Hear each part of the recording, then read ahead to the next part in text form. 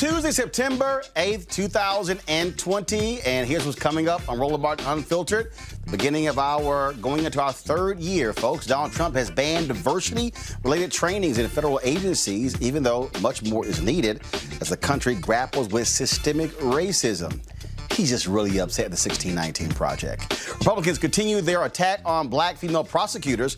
We'll talk with St. Louis prosecutor Kim Gardner on how the Missouri legislature and the governor are trying to strip her of her powers. A new project has been launched to stop voter online disinformation campaigns that suppress your vote. We'll talk about one of the folks involved with that. And the two men who were shot at by a white couple while they were trying to return a U-Haul truck in Florida are here to tell us exactly what happened.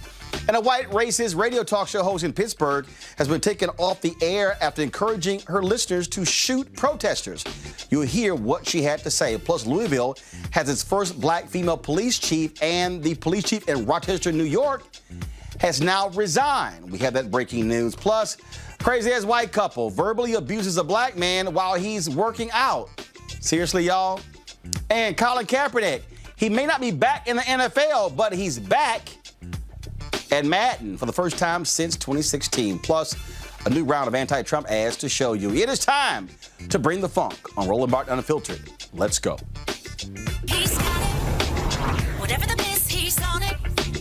Whatever it is, he's got the scoop, the fact, the find. And when it breaks, he's right on time and it's rolling. Best believe he's knowing. Putting it down from sports to news to politics. With entertainment just for kicks, he's rolling. It's on go, y'all. It's Roland Martin, rolling with Roland now. He's funk, he's fresh, he's real, the best, you know he's Roland Martin now.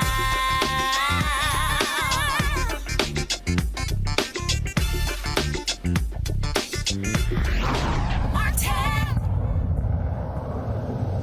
Donald Trump continues his focus on white people. Yes, targeting white voters. It's real clear what he is doing. He has now banned diversity training, labeling it divisive anti-American propaganda. It came to Trump's attention that millions of dollars of taxpayers' money has been funding the trainings. Well, in the two-page memorandum from the Office of Management and Budget, Director Russell Vaught, the president demands that federal agencies stop using taxpayer dollars to fund these various trainings. The document stated that the sessions engender division and resentment within the federal workforce. Let's not forget that previously Trump said he does not believe the U.S. has a systemic racism problem. Here we go. Let's talk about with our panel, Malik Abdul, a Republican strategist, Kelly Bethea, communication strategist, Mustafa Santiago Ali, Ph.D., former senior advisor for the Environmental Justice EPA. Mustafa, I'll start with you. You've worked in the federal government. What do you make of this? I mean, this is just the latest Donald Trump. Hey, how can I appeal to white voters so I can win in November? He's just continuing to try to fan the flames of division, create chaos wherever he can. It's actually, it would be laughable if there wasn't so much seriousness attached to the things that he does. I used to actually be, a national trainer when I was in the federal government, probably about the middle part of my career.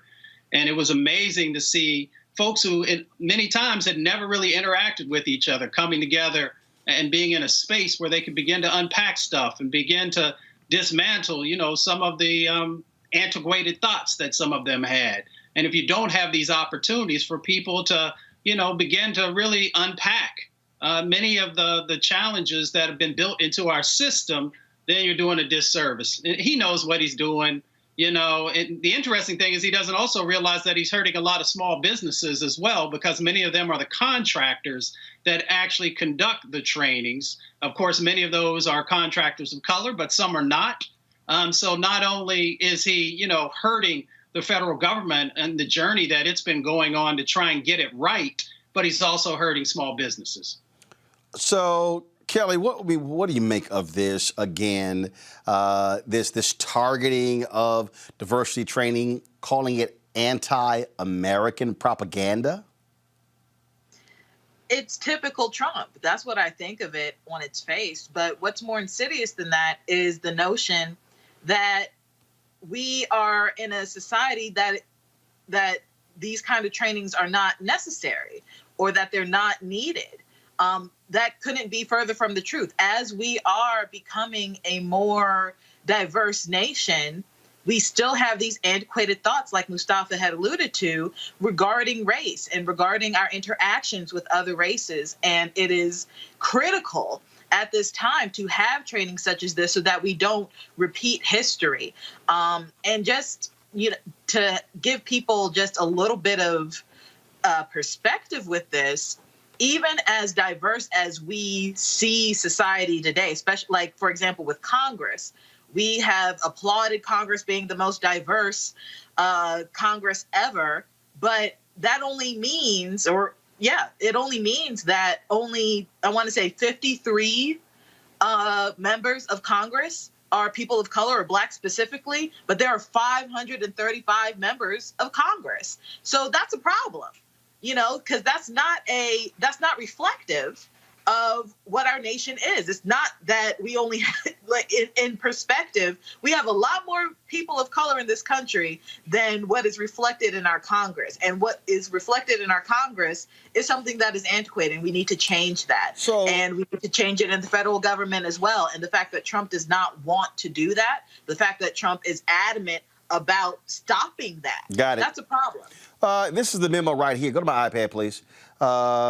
This is the memo. And this is what's interesting here. They write, it has come to the president's attention that executive branch agencies have spent millions of taxpayer dollars to date, quote, training government workers to believe divisive anti-American propaganda. For example, according to press reports, employees across the executive branch have been required to attend trainings where they are told that, quote, virtually all white people contribute to racism, unquote, or where they are required to say that they, quote, benefit from racism, unquote. According to press reports, in some cases, these trainings have further claimed that there is racism embedded in the belief that America is the land of opportunity or the belief that the most qualified person should receive a job. Like, I'm confused here. This is a memo from the director of the Office of Management and Budget. He's citing in the second paragraph press reports. Don't you think the director of the Office of Management and Budget should actually get the details himself before you do this? You literally are saying, oh, we read this in the paper or on television, so therefore we're not going to ban the trainings, as opposed to actually finding out what the trainings actually were. This is laziness. Hold on 1 second, having some audio issues. Guys, let's get the mic straight. Okay, you need to unmute yourself. Now try again. Okay, all right, keep going. You're very low, so guys, you're very low. No, guys, I'm hearing him, but he's very low. Okay, y'all sort that out, and I'm gonna come back to you. That's what's crazy, Mustafa. Like, literally, they're citing press reports. They haven't even checked themselves. Right. I mean, it's real simple. As you said, it is extremely lazy because all they have to do, all of the courses that run through the training that happens on the federal level, actually, there's not only a write-up about it, but there are evaluations that in many of them happen both before and after, so that those who are going through the training will share if they find value in it. And if a training doesn't hit a certain number, then, of course, it's not going to be utilized moving forward. But when you have an administration filled with individuals who have no idea about what they're doing or how to actually utilize federal dollars in a proper way, and refuse to engage with folks, especially career employees who would say, here's the process, here's the information, now make an informed decision. So Mel, again, could they have checked themselves? Yeah, I have a huge problem with how they decided to roll this out, especially with the memo that's referencing essentially press reports. I don't think that you should issue out any type of government memo that is based on press reports. So I do definitely disagree with that. On the notion of diversity training, I think it's important for us to actually make a distinction as to what they're saying here. They're talking about specific instances where they're talking about like white privilege and critical race theory. And critical race theory, which is ironically something that I studied while I was in college. I think that those things need to be left at a collegiate level. I don't think that the federal government needs to be in the business of doing training where we're talking about white privilege and critical race theory. Why? Because in that instance, well, because there's a whole science, social science, whether you're talking about post-structuralism, Marxism, any of those things are dealing. You can actually relate to critical race theory. I don't think that it's a problem. And as I just checked earlier, even before coming on the show, the federal government has an Office of Diversity and Inclusion. They're going to continue their program. And if you look at the AD organizations that have actually assisted the federal government in the training, those things will not be affected. So whether you're talking about things like race and gender, sexual orientation, a lot of religion, a lot of those things as far as the federal government apparatus, they are still going on. But whatever this anonymous thing that we still don't know enough about that apparently is referencing things like critical race theory or white privilege, no, I don't think that the federal government's job is to do that. I think that is definitely something left up to either organizations or colleges and universities. I don't think that those theories and those pieces of curriculum are taught separately. They're typically integrated into whatever training is made available in the federal government. My understanding of this memo is that he wants those components of the trainings, even within the Office of Diversity and Inclusion, the office that is responsible for, administering these trainings. He wants those components in those trainings out. And that is what, correct me if I'm wrong, Roland, but that was my understanding of the memo. And if that's the case, then that's not right, because even in federal government, that is a social science aspect. We're talking about political science. They are in politics. This is a political atmosphere. Yeah, you're definitely correct on the notion that he wants that component, and I'm glad you actually pointed that out. He wants a component of the federal government's diversity training removed. That's a component, not the diversity training program that the federal government will continue to offer. So I think it is, sure, we can discuss whether or not whether the federal government should be in the business of teaching things like white privilege and stuff like that. But personally, as someone who's taking these courses, who has a background in this and understanding how that and feminism and a lot of other things work, I don't think that the federal government should be in the business of that type of instruction.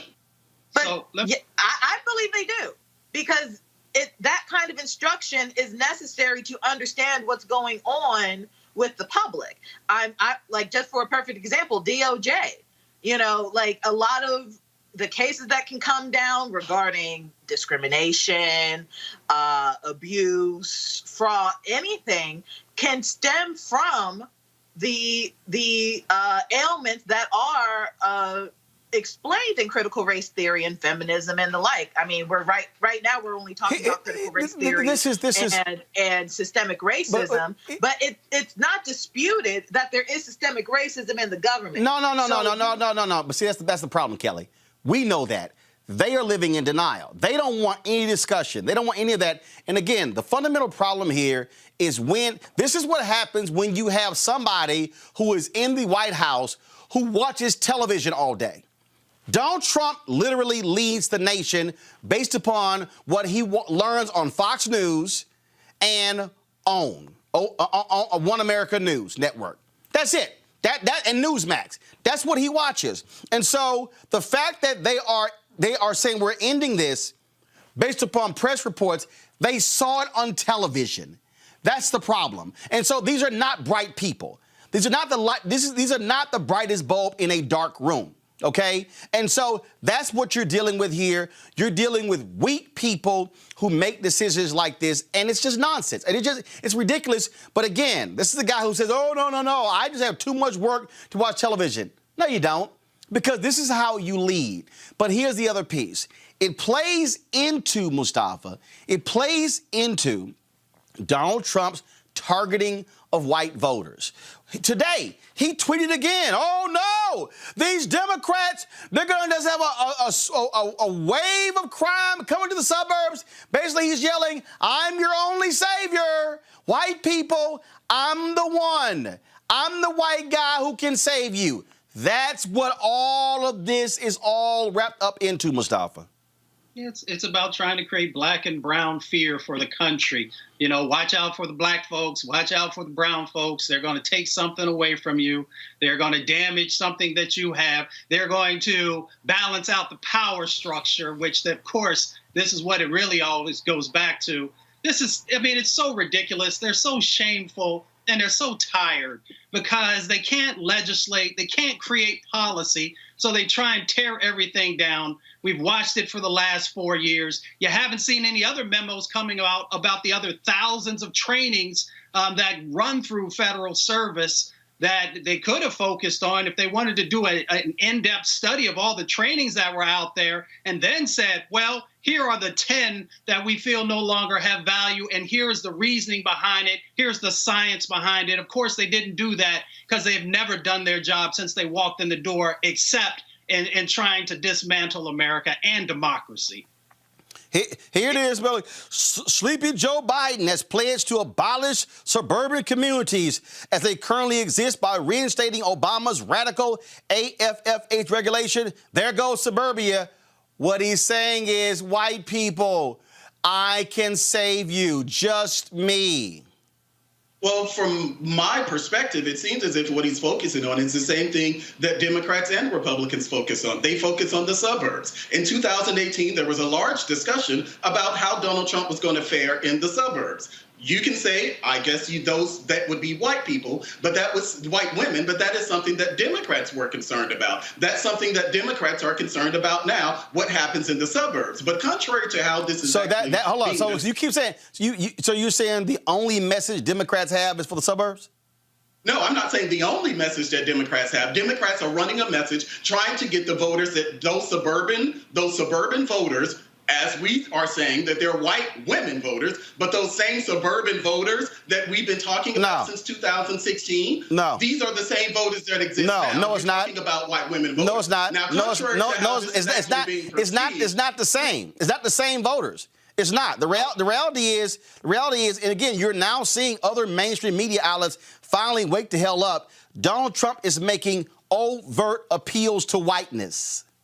Well, again, this is the same. So if I know that you're not going to get on here and argue that Democrats have not targeted suburban voters. I know that you're not going to get actually what I'm going to argue is that Democrats actually have a multiracial coalition that in order for them to win, it requires that. Republicans, one second. Republicans have a white coalition. There's a difference. Republicans appeal largely to white people. Facts. That's not an opinion. Those are facts. And Donald Trump is trying to hyper appeal to just white voters. Well, see, there is no truth or fiction in this because we both have opinions. You have an opinion on what Donald Trump is focusing on. No, I'm stating actual facts. I'm having an opinion on what Donald Trump is focusing on myself. Now, the reality is that in the suburbs, there are plenty of black people who live in the suburbs. We've had this discussion on your show before. Depending upon the state, hold up. First of all, when you say there are plenty of black people living, it depends on the particular state. But depending upon the state. But the reality is, he ain't talking about us.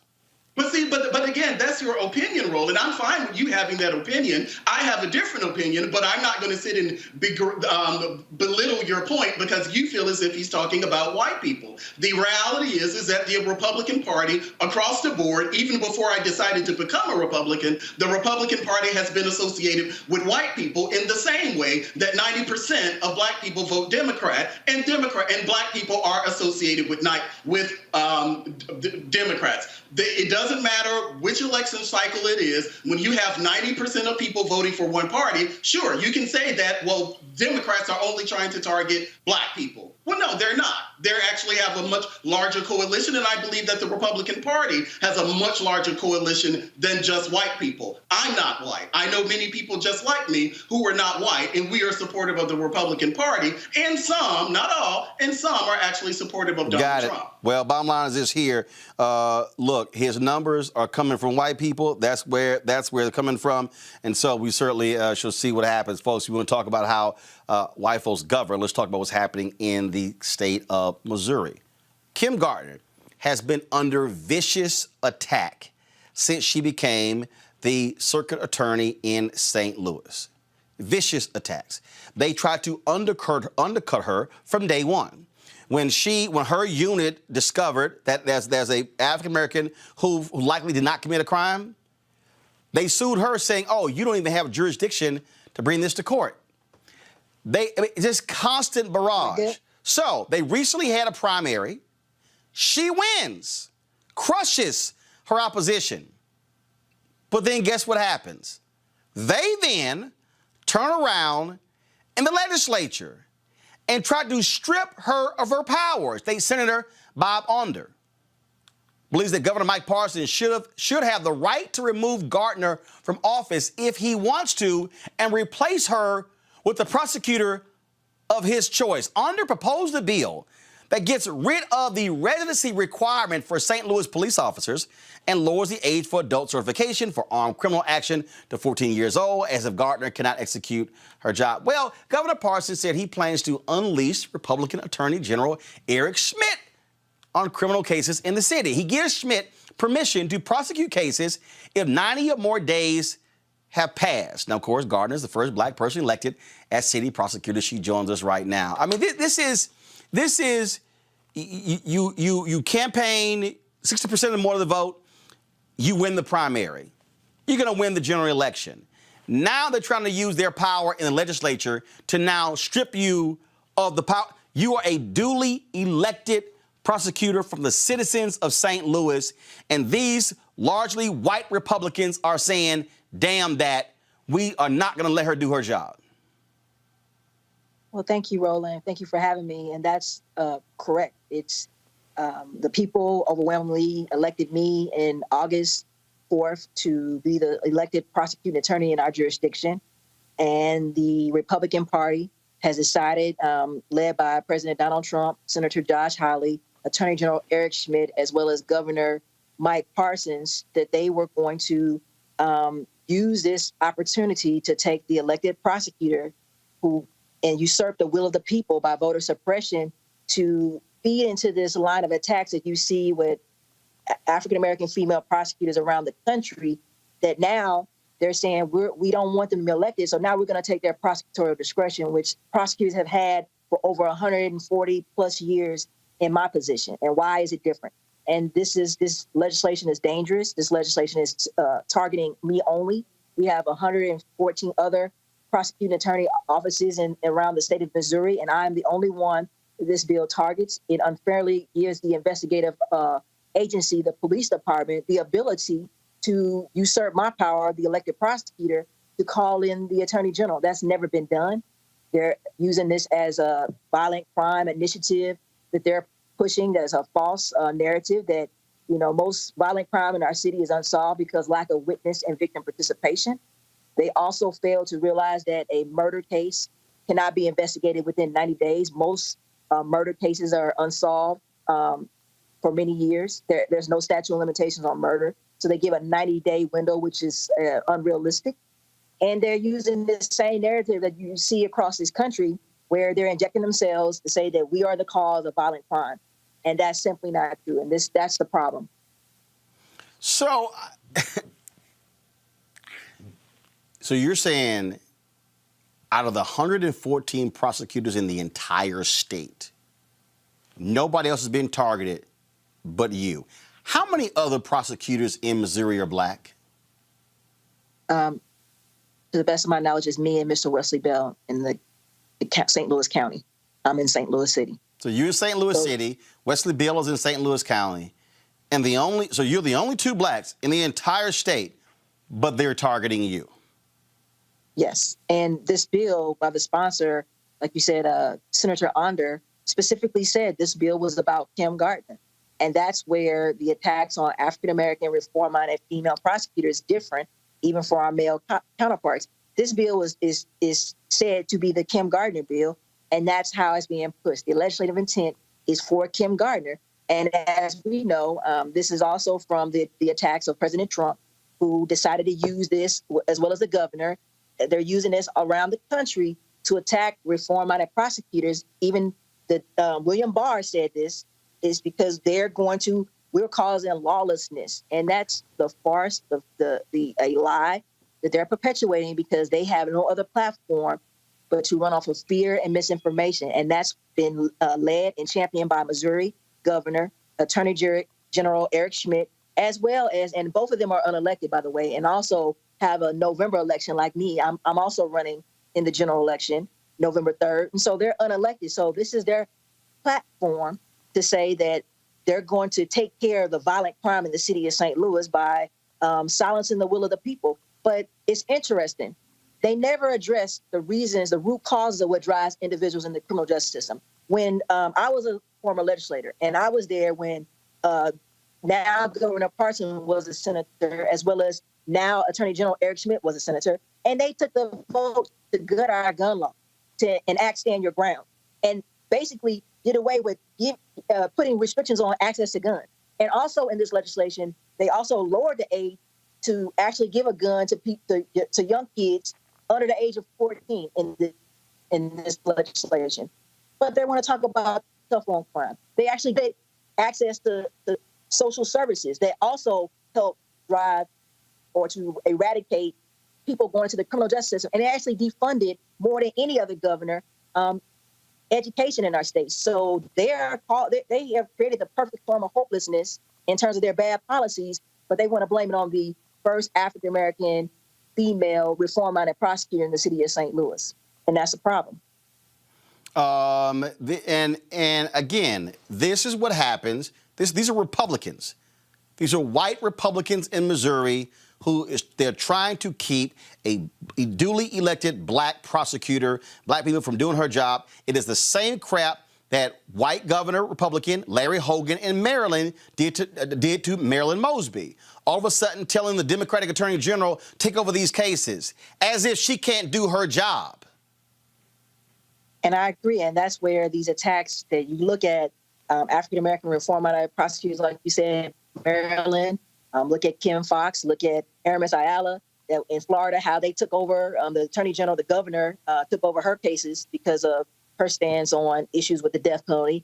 And there's many other examples of how this is the trend. And that's why we have to say enough is enough, because when you take away the discretion of a local elected prosecutor that people elected you're accountable to the people, and you're elected every 4 years. And so when you're silencing the will of the people, that shows me that you don't care about the people of the city of St. Louis, because I wasn't just voted back in. I was overwhelmingly voted as a testament to the people saying we want reform. We want this vision of moving this community forward. And we want this prosecutor to do that work. And why is the Republican Party so eager to silence the will of the people in the city of St. Louis? That's a problem. Voter suppression all day. Kim Gardner, we certainly appreciate it. Thank you so very much. Thank you so much for having me, Roland. Thank you very much. Keep fighting. Keep fighting. Thanks a lot. Bye-bye. Mellet, what the hell's up with your party? I'm not sure. Actually, I thought you were going to ask her why did she think that the other black attorney general, why wasn't he? No, he's not. He's not. First of all, so let me help you out. I'm sorry, not attorney general. No, all right. So let me help you out. First of all, Kim Gardner was elected in the city of St. Louis. Wesley Bell elected in the county of St. Louis. When Wesley Bell when he beat Bob McCullough, all of those white assistant district attorneys who had never before joined a union, all en masse chose to join the police union when he all of a sudden becomes the DA. And so there have been efforts there by white folks in Missouri to actually impact both Kim Gardner as well as Wesley Bell. The difference here is if you look at the history here, and we've had Kim on this show multiple times, in the case where her unit said that this black man did not commit this crime and should be freed, they are still blocking that black man from being released from prison. They do not even want the evidence to be presented. They took her to court saying she didn't have the jurisdiction to fight. They tried to come at her even with just, basic stuff in the city. She had to sue. She won about her jurisdiction as well. This is a hatred of Kim Gardner because she refuses to bow down to white power in St. Louis. And the reality is St. Louis is the biggest city in the state, and therefore they want to keep control. Yeah, so that really didn't answer why is it that because if we're going to make this a race thing, then you have to ask, why didn't they go after the black prosecutor? Because she's actually been elected longer. And again, if you actually do the research on the story, I told you, there are other issues. It goes beyond just this one thing. They have come after her because she's the city prosecutor, meaning over the city of St. Louis. He's county. So he only impacts the places outside of St. Louis, the counties that surround, he's St. Louis County. And so she's the DA of the largest city in the state. That's why. Okay, well, I was trying to really dig into the racial component. I have a problem because she controls it. She's the DA. Okay, well, again, that really doesn't clarify to me why they didn't go after. If we're going to make this a race issue, then we have to talk about other instances. Because she also went after the Republican governor who was taking pictures of the woman he was cheating with, and they didn't like the fact that she did that as well. Maybe not, but that sounds like a problem with Kim Gardner as opposed to Kim Gardner being black. Again, that's what I was trying to focus on. All right.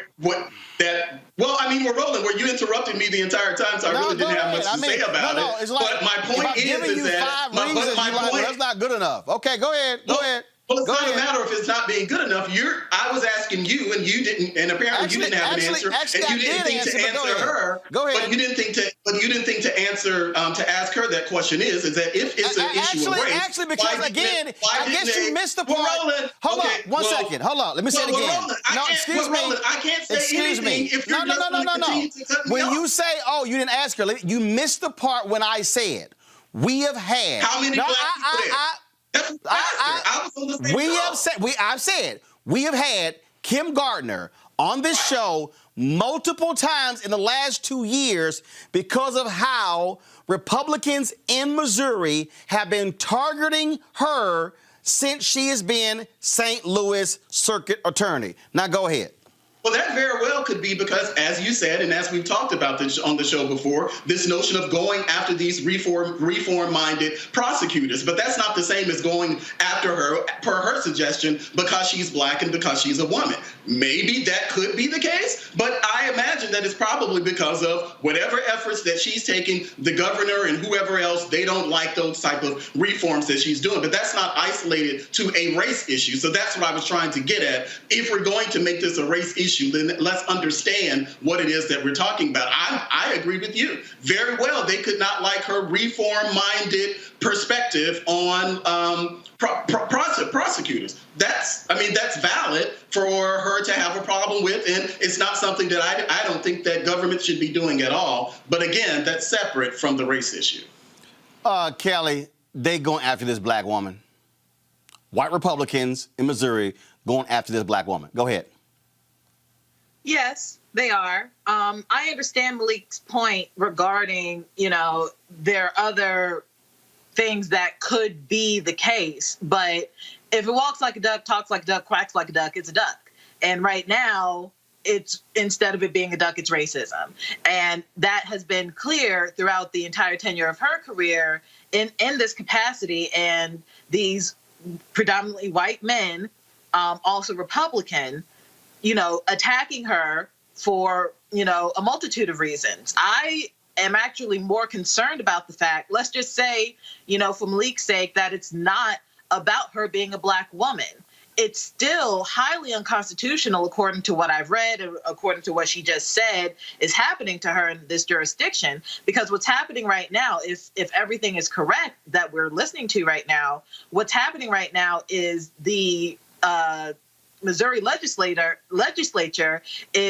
has come up with a bill of attainder, which is literally legislation that is targeting a specific person or group of people. Now, if this legislation is true and it's only affecting her, and they're literally calling it the Kim Gardner bill, by default is unconstitutional, and it shouldn't be in place at all, and it shouldn't be able to be pursued or enacted, because just by us, being governed under the Constitution, it is unconstitutional, race aside. So whether she's Black, it's because she's a Black woman, or whether it's because they literally are calling this her name bill, either way, it's wrong.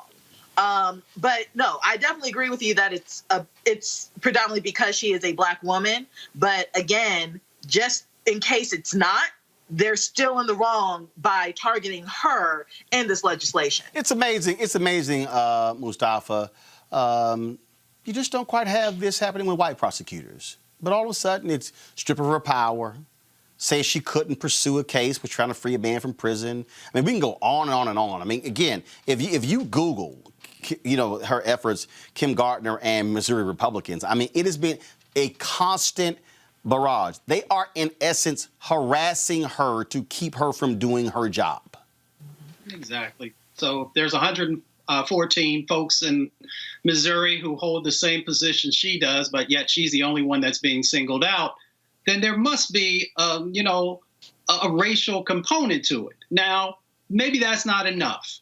So for Malik and others, let's use some logic here. So we know that St. Louis is primarily, or has a very large African-American population. Those folks chose her to be in the position that she's in. So that must mean that the Missouri legislators felt that these folks are not educated enough to utilize their vote to choose someone to best represent them.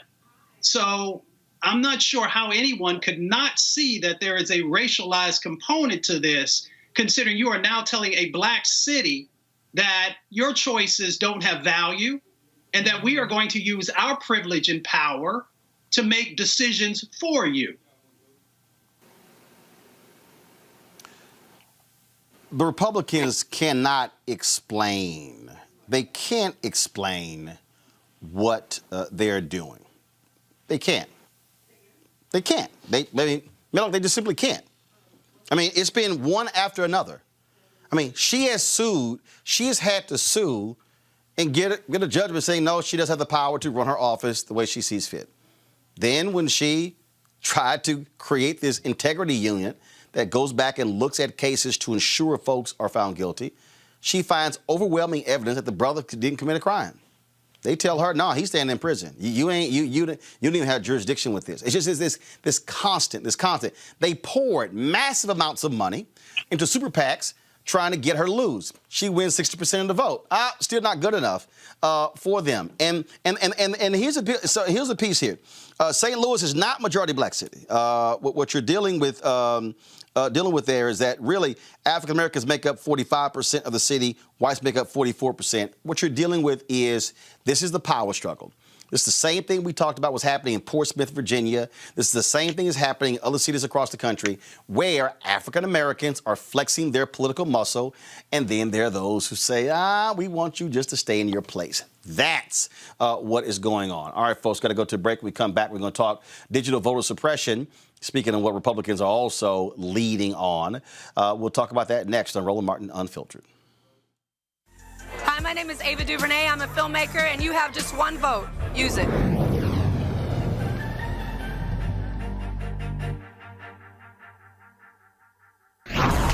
Fill out your 2020 census and include everyone who lived with you as of April 1st.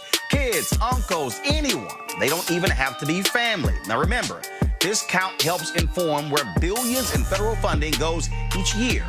So shape your future and start here at 2020census.gov. All right, y'all, let's talk digital voter suppression. That is, Stop Online Violence Against Women has announced the launch of a new Stop Digital Voter Suppression project to ensure American votes will not be suppressed by online disinformation campaigns. The new project, endorsed by the National Coalition on Black Civic Participation, Black Women's Roundtable, MoveOn.org, and others, will focus on messages that use digital media to suppress the votes of targeted communities through disinformation originating from foreign or domestic sources. Joining me now is, to talk about this, is social media analyst and diversity strategist Shireen Mitchell. Shireen, glad to have you back on the show. So folks who don't understand, what is it that y'all are seeing when it comes to, again, in 2020, which we saw in 2016, this effort to suppress our votes on digital side? So we've already seen, I think there was a report that came out last week that basically said that there's still Russian actors and other actors pretending to be Black activists, Black people, to basically suppress the vote. We put out the first report that said this in 2018, basically documenting what the 3,500 ads that came from Russia were about. And basically said that they were using Black culture, Black identity to basically suppress the vote. And so not only have we seen this now in 2020, but this has been going on for the last 4 years with very little that has been done about it. And we've been having issues with it. So we've been looking at different versions of this, but also what we're doing with our campaign is to basically say, here are the things that everyone else can do to basically stop digital vote suppression. You should be able to be a part of this to stop this, because we're not having the government do that, and we have problems in terms of people even identifying what the impact is of digital vote suppression is. So what have you been seeing this year, and how is it ramping up? Yeah, so this year, similar to 2016, the campaign's about both the same, which is a Russian campaign, basically saying both the Democrats and the Republicans are the same, so don't vote top of the ticket, vote down ballot. Those are consistent stories and aspects that we've been seeing and things that have not changed. So I think everyone should sort of take a little pause when they see commentary like that. The other is basically this conversation that happened about Michigan. You and I had this conversation before on here about, at least twice on here, about the way in which people made it to the polls with all the barriers that they have to get to vote. They got to the polls and they still didn't vote top of the ticket, but they vote completely down ballot.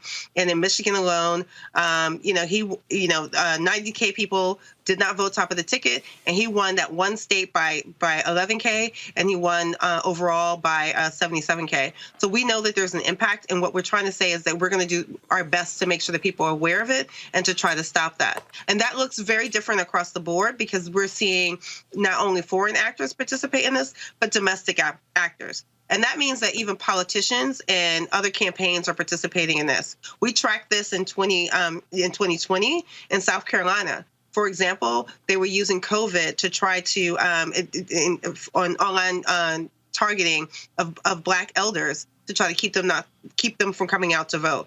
And that is something that we saw in a domestic campaign in terms of like a progressive campaign as in addition to foreign actors as well as the opposing campaigns. So these are the kinds of things that we need to worry about. COVID is a number one and a new version of this targeted.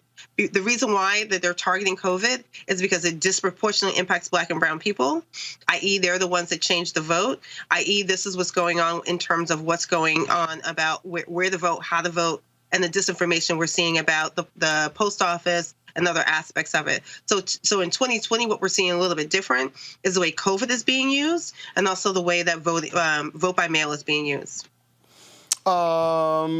Questions. Kelly, I'll start with you for Shireen Mitchell. Sure. So given that it is incredibly difficult to not only keep track, but to root out this corruption, what can we as prospective voters do to basically not be swayed or help our families and other voters to not be swayed by these tactics? Is there anything we can do? No, yeah, I do believe 100% sure we should be looking at counter narratives and ways in which people should get the right information. So some of the things that we worry about from 2016 is when people are given the wrong information about where to vote and how to vote. And so this COVID aspect and the vote and the vote by mail aspects are really key pieces. So we've been telling people, please go to your, Secretary of State websites and get the real information about how you can vote, when you can vote, how early you can vote. And of course, in this moment, we're telling everyone to vote early.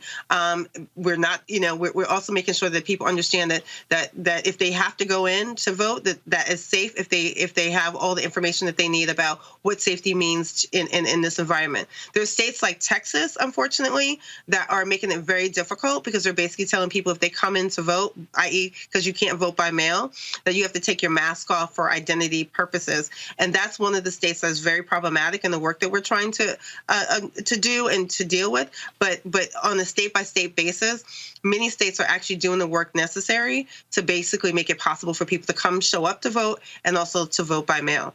So what I say to people is, please check with your Secretary of States and make sure you know what your options are. But also, if your secretaries of state are being barriers, to basically say we need some changes here for those who need to vote in a certain way that can't. All right, Mustafa. So Roland had shared the coalition that's a part of this. Is there space for other organizations to be supportive as well? And hopefully there is a vetting process also even for those. Oh, absolutely. Absolutely. So we've been working with groups on the ground, have been doing this work for a couple of years. So we didn't just start this with this one campaign in this moment. What we're doing with this campaign is we basically saying all the partners that we've worked with before, please continue to join us. Yes, absolutely. We want more partners. We have a link on our website that allows more partners to join, to sign up with us. But yes, we are vetting those organizations as well. So the key ones that we still are talking to and working with are, of course, the ones have been doing this work, which is like Leadership Conference for Civil Rights, Lawyers Committee. These are people who have been doing this work for a while and understand the digital voter suppression side of this. So we are continuing to expand who understands this portion of it and working with them. Malik?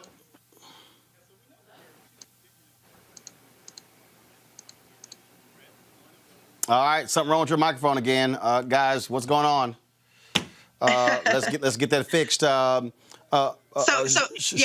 go ahead. I'll just add that part of the projects that people understand is that we're asking individuals to help as well.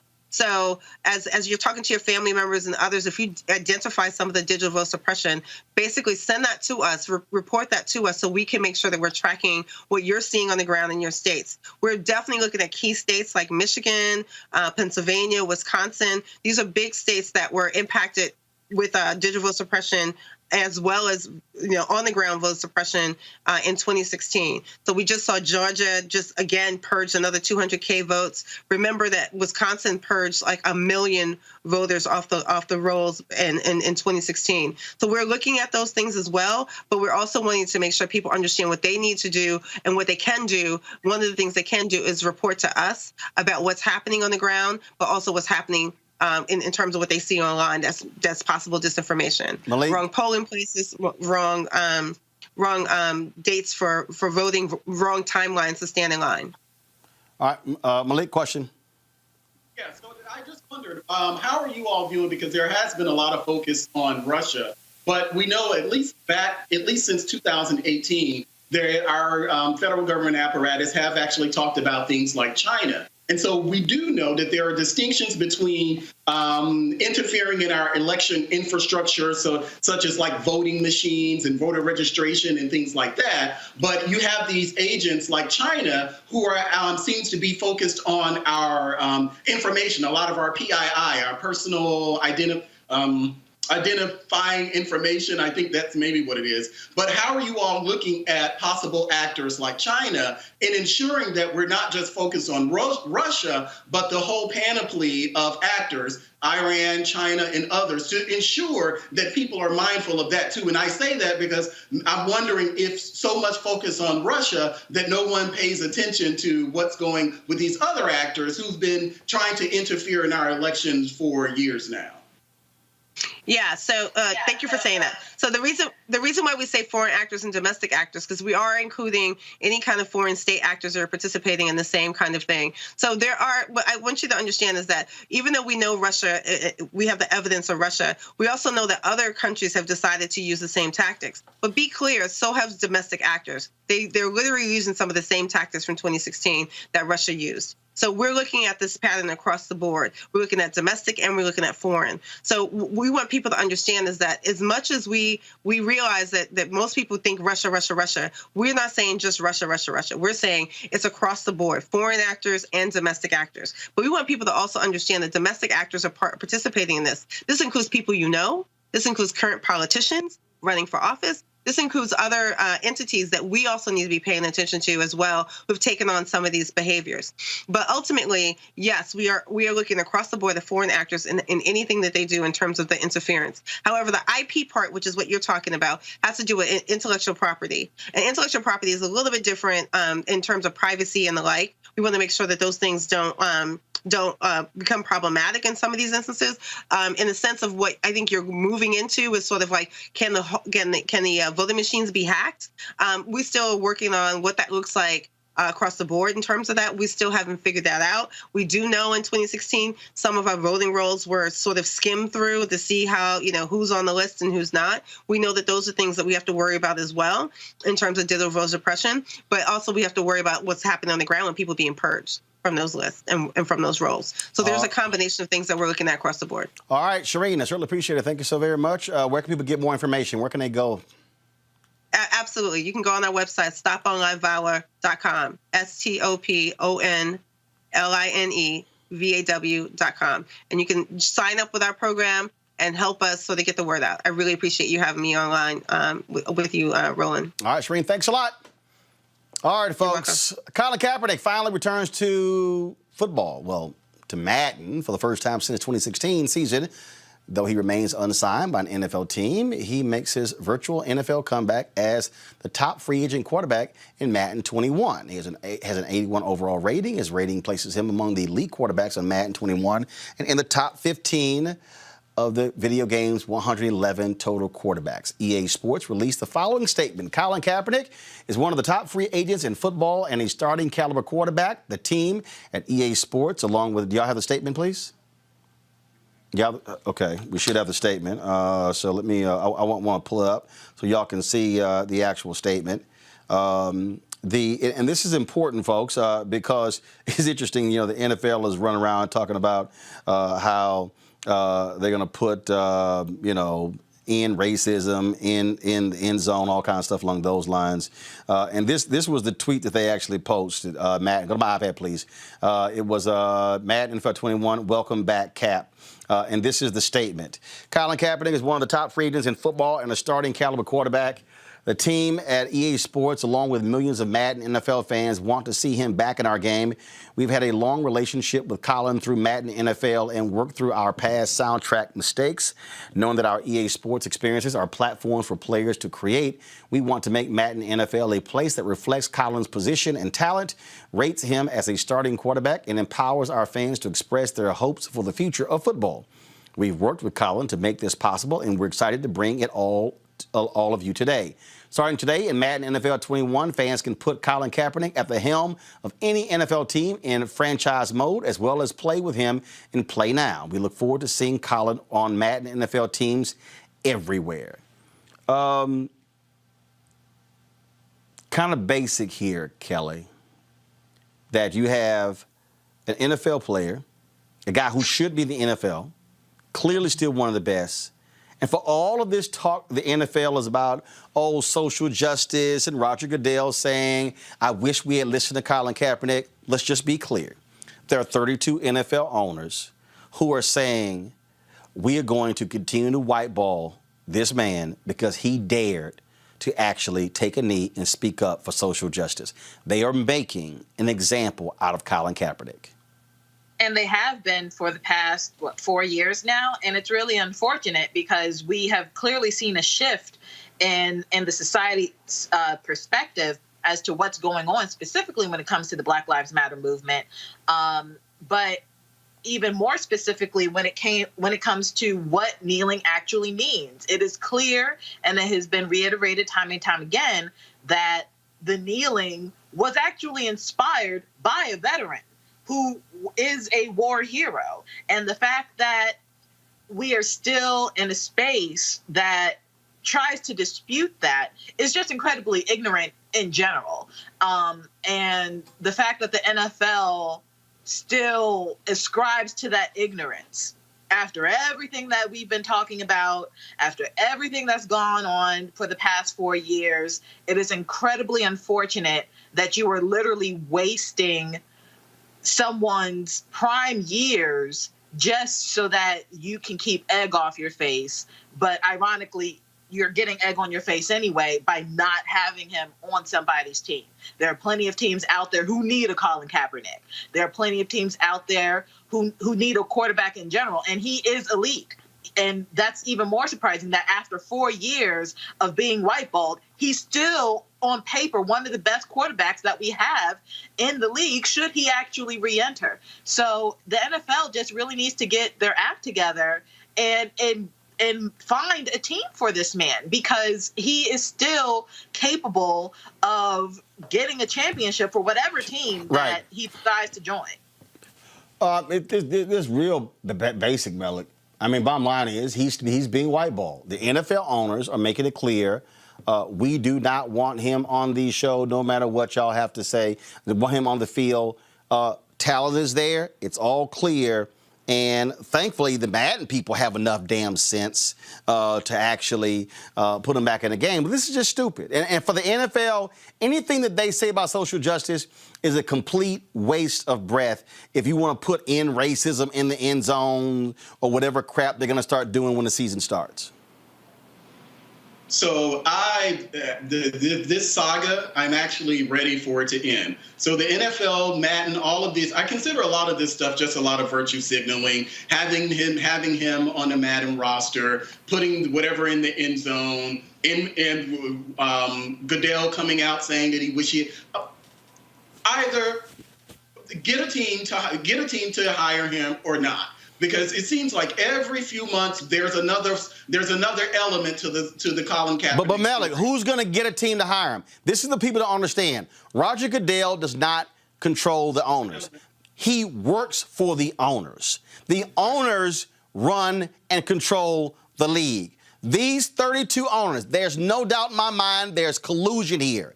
All 32 have said, in fact, Pro Football Talk put a tweet up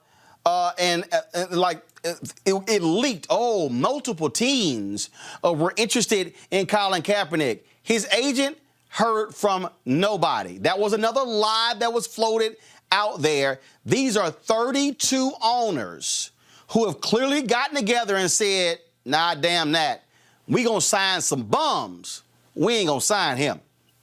It seems perfectly clear that they definitely don't want Colin playing. Sure, there are other players who continue to kneel, other players who do that now involved in social justice issue. Unfortunately, Colin really is that martyr. He's not going to play again. And I just think this toying every few months about what we're going to do with Colin Kaepernick. He hasn't played in 4 years. The fact is that Colin Kaepernick will probably never play in the NFL again. He was the martyr. And unfortunately, when you're a martyr, you don't get a lot of second chances. And Colin is not going to get one.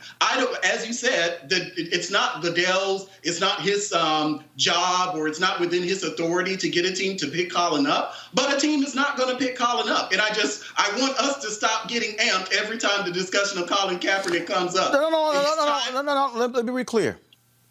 We're not getting amped, or our hopes are getting up. Mustafa, what we're doing is we're pointing out the hypocrisy. That's what we're doing. And I believe we should be doing that. First of all, let's keep something in mind here, Malik. 4 years he's been out of the NFL. They kept Ali out longer when he was fighting for his license in the courts, to resume his boxing career. He was out more than 4 years. The reason we should continue. First of all, the NFL is stupid. Because, see, this is how simple this is. This is real simple. one NFL team could have actually signed Colin Kaepernick, brought him into their training camp. And if you know what? If he didn't cut it on the field, they can cut him. And you know what, Mustafa? It would have been, hey, we gave him a shot. No. What they're afraid of is him actually coming in and competing. And now it's like, oh, dang, did we have to give him a job? We see what's going on here. The NFL, 32 billionaire owners, all white except one, the owner of the Jacksonville Jaguars. Their deal, and they've gotten together and said, you cool. None of us are going to sign him. He's too powerful. He's a symbol. He's a symbol for change. He also is a reflection of the systemic racism that still exists in our country. And when they don't want to have to look into that mirror, they will allow Cap. And I have a huge amount of respect for Cap, everything that he's been able to accomplish, and even with all these challenges that were going on. But the reality is that it's okay for him in a virtual world to be represented by a team. But in a real world situation, they cannot allow that to happen because of what he stood for, the attention that he brought. And as you said, let's say he makes the team and he lives up to the incredible ability that we all know that he still has. So now he becomes even more powerful. So if he becomes more powerful, how do you control if he continues to highlight injustices that are going on? In the NBA, they see how strong LeBron is, and even though LeBron is surrounded by other brothers who are willing to stand up, imagine if you had someone in the NFL that powerful who can actually then translate that power into the changes that actually have to happen. That's why they don't want Cap to be in the game, not only utilizing his talent on the field, but also his ability to frame the direction that they need to go into and that our country has to go into. But here's the deal here. And go to my iPad, please. Colin sent me this jersey.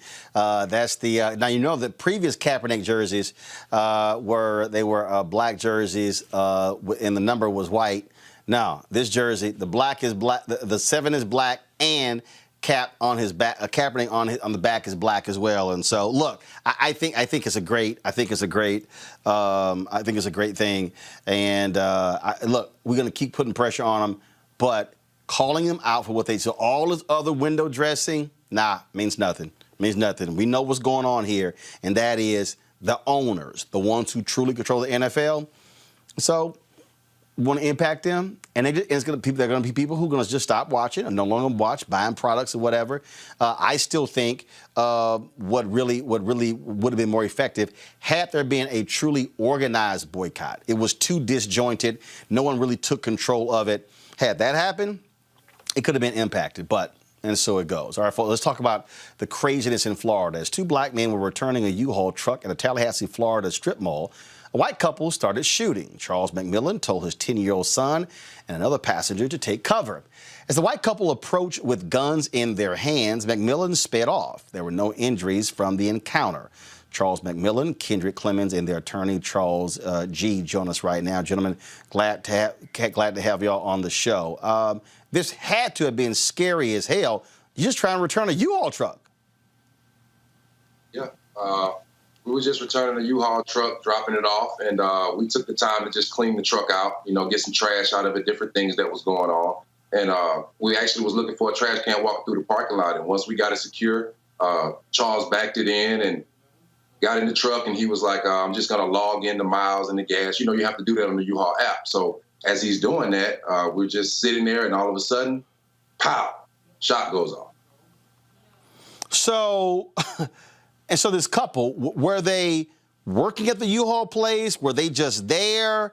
Like, where did they come from?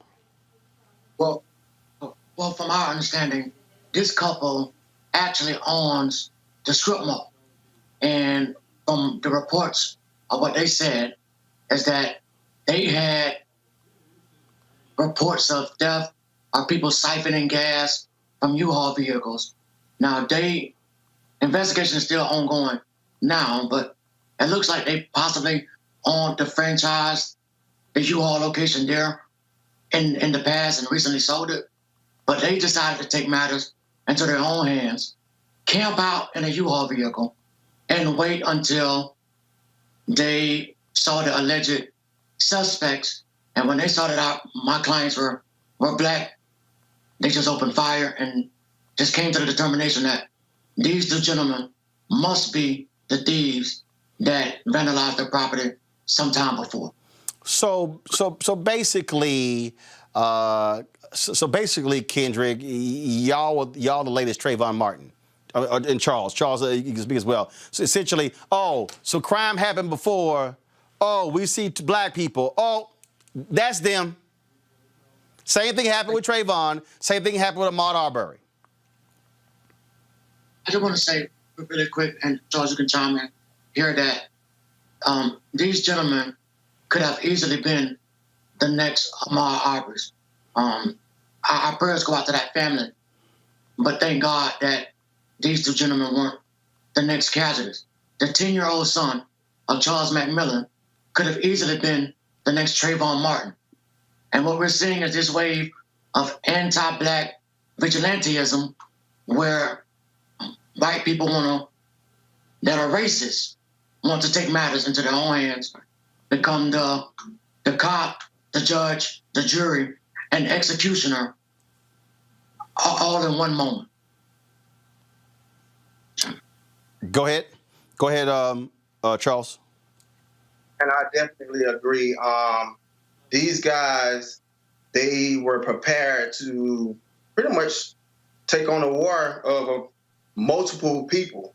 Once they figured out that someone was there, they just decided to start shooting with no remorse. Not alone, the police was still probably not even 5 to 10 yards away from them, and they started shooting. Didn't even look and see the police there. So it's just a sad situation, and like Charles said, for something to hit this close to home and my son to experience this, I still can't understand it, and it was over a week ago. So how have you had to explain to your child what happened? It's hard. He has questions. Right now, we're seeking professional therapy and counseling for him and us both. But he has a lot of questions. He don't understand a lot because he's that son that wants to be just like his father. So he don't see no wrong in my eyes. He don't see that I can do no wrong. So he want to be just like me. So he definitely don't understand why this could have happened to us. Kendrick and Charles G., I mean, this is the thing that people don't talk about, that when black people go through this, it's traumatic. It's PTSD. Nobody wants to have a gun pulled. Nobody wants to have gunshots fired at them, knowing full well that you could have been shot or even killed. Nobody wants to have to sit here and be slammed up against a car by cops. Nobody wants to be accosted by racist white folks yelling and screaming at them. That stuff white folks don't have to go through, and you now have to live with that every day for the rest of your life. Well, when Mr. McMillan came into my office, one of the concerns that we talked about is he says, what happens when my son moves away out of the house? What happens when he has to run a U-Haul? What happens when he moves into his college dorm or gets married and moves into his first home? And that 10-year-old child has to live with that for the rest of his life. At the end of the day, we put this thing into proper context. The way these gentlemen were stereotyped, Mr. McMillan rented that U-Haul, transporting office furniture from one business location to another business location. And to have his son around him, shadowing him in that moment, and it to end in gunfire, it's still puzzling. And I can only imagine what him and his family are going through, and what Mr. Clemens and his family are going through as well. Charles McMillan, final comment.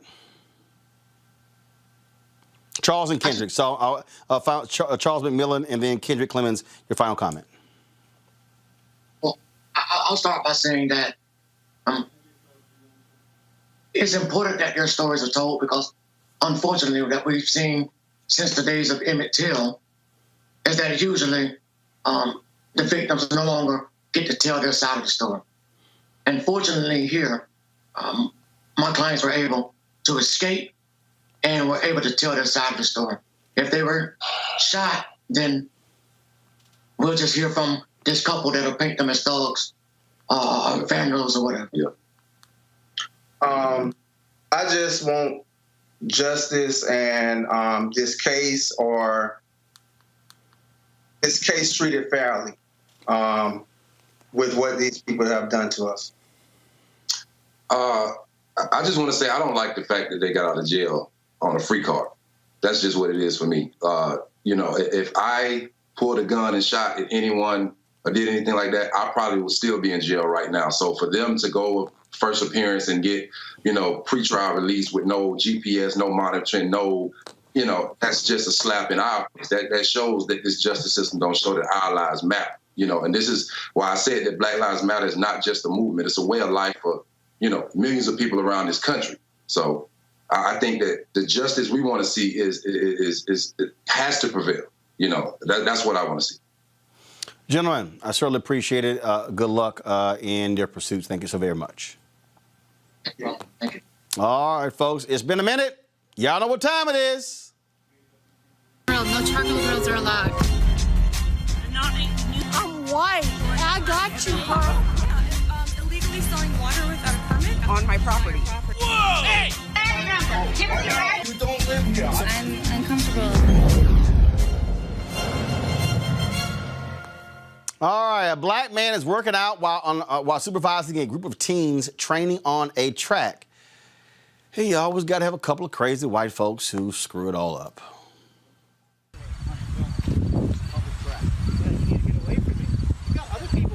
Come on, sir. Let him do his workout. Leave him alone. It doesn't. He can move down there. What difference does it? This is track game. I know. So you're gonna kick her off too? How come you're just bothering him? I know. So she can stay, but he can't. Occupying a track. Why don't you just go around him? Leave him alone. Why we have to go around him? Why come he can't move down here like everyone else? He's not. Just do your workout. Leave him alone. Thank you. There you go. Okay, but you're telling All right, but leave him alone. You're being a hypocrite. Are you a judge? I'm a judge. Right. So you're the I'm walking here minding my own business. No, you're not. Right. No, you're not. You're harassing this man. This guy standing in the track. No, you're escalating. How am I escalating? You're being right on the track. We've been here our whole life. You're not going to tell me what to do. We've been here 52 years. 52 years. Everyone's minding their own business. I graduated in 1980. Nobody cares. Why are you harassing people? Who cares when you graduated? Go do your thing, sir. You need to, because you're the one that's causing a problem. For the people, they won't go right backward. Shame on you all. Just leave. Shame on you. You don't even know the rule. What are you getting on the track? The problem is you're standing in the track. Everyone else walks out here. Everyone else can walk out here. What'd you say, sweetheart? Because we're number 8. Number 8. Exactly. It's okay for you to do it, but not for the gentleman. Jumping jacks and doing push-ups. But you don't say anything to the little girl. Okay. My Lord, he didn't say anything to that little girl. Of course not, but she's on the track too. Do not lie. Do not lie. That's my question. Why is it okay for me to stand here when he's standing in the same lane? No, you stand here, little girl, baby. No, she wasn't. She was right here with him. No. Shame on you. Just go away. No, he lied down there on the track, and he walked. She, the little girl, walked. What he said. You don't own a lane.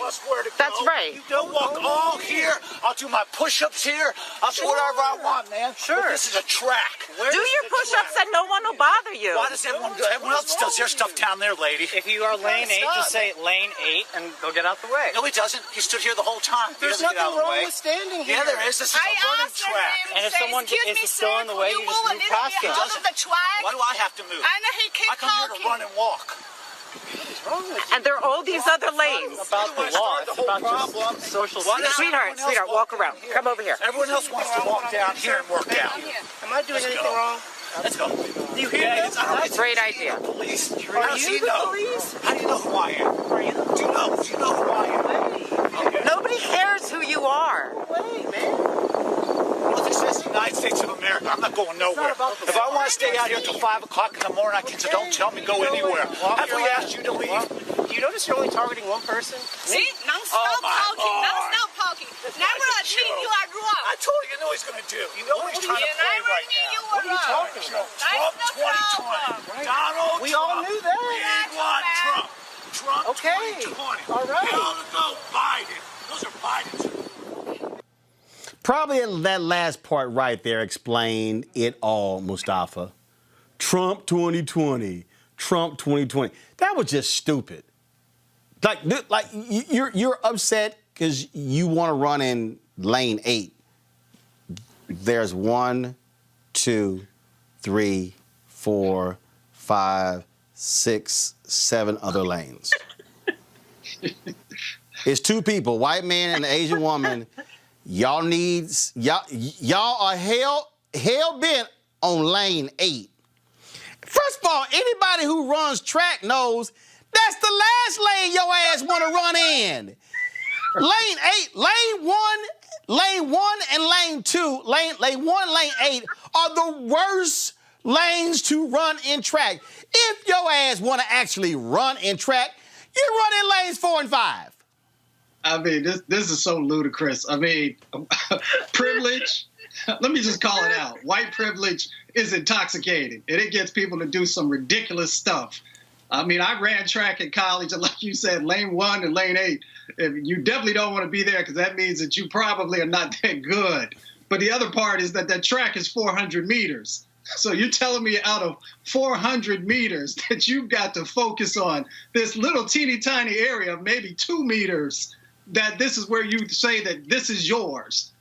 And, you know, we can debate why people feel that it's theirs, but I'm pretty sure that all the folks in that community are paying taxes so that they can utilize that public facility. But again, it's about privilege. And, you know, people see that folks are not just going to allow them to push them around and move out of the way when they feel that this is supposed to be theirs. There's a reason this segment is called Crazy Ass White People. They pretty much said it all right there in terms of their actions. Huge ass track, and you acted a fool. And I ain't saying nothing to the little white girl. Little white girl standing right there. I ain't saying nothing to her, but we gonna target the black dude. So, Roland, not only did you point out the worst 2 lanes to travel in on a track, it's also important to note that you didn't see anybody else out there. So this wasn't a busy track. This wasn't so many people that the white guy couldn't move into another lane, it wasn't that type of situation at all. He saw someone on the track, someone black, this black man on the track, and he decided to make hay out of something that is really, really ridiculous. Now, if we saw the black guy, and this could be the black tax that we have on each other, where we don't want to get out of pocket because then things will end up turning on us. But the black guy was essentially silent. He didn't say a whole lot. The person who was holding the camera is the one who did a lot of the talking. But a white woman. Right. It was a white woman who actually did the talking. The fact is that if it were me, the likelihood of the guy, especially when he came in my face, I probably would have had some type of assault charge at that point because he wouldn't have been in my face at all. But I understand definitely from the brother's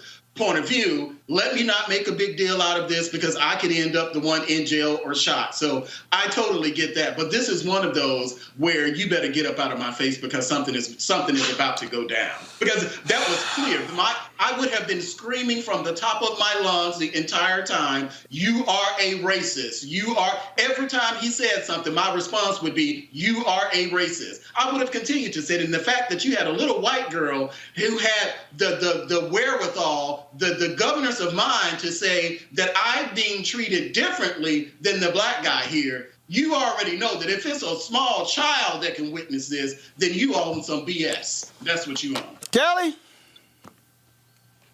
Everything's been said. It is amazing to me how you feel so entitled to to be in a public space like that and basically try and stake your territory as if you own it, as if it's yours. Like, the caucasity of it all really is just amazing to me. It astounds me. But all that time that he spent berating and trying to, stake his claim on the worst lane in track, he could have done his workout. He could have finished his workout. Same with the Asian lady who was coming to his defense. I don't know if they're together, married, whatever. But, I mean, this is stupid. This is really, really dumb. And take your ass and go and work out. Knew it. Everybody knew it except this, racist white man and an accomplice person of color. Like, this was dumb. Yo, racist Asian woman. We can say it. Racist Asian woman. Oh, I ain't got care. Like, either way, I ain't got a problem saying it. I ain't got a problem saying it. I'm tired of the racists. I'm tired of people acting the fool. And y'all talked about that. I had to find this video. So did y'all see this video on Instagram? So same thing. What you gonna do in here with everybody here, man? What you gonna do? Oh, let me go back up. Listen. What you gonna do, boy? What you gonna do in here with everybody here, man? What you gonna do? Get your ass up there and get your fuck.